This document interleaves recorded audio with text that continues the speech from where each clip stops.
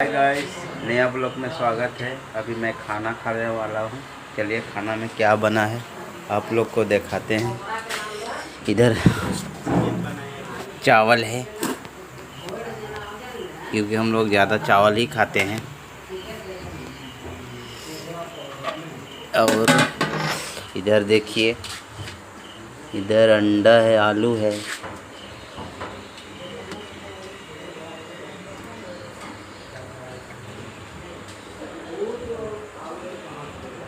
आलू अंडा देखिए।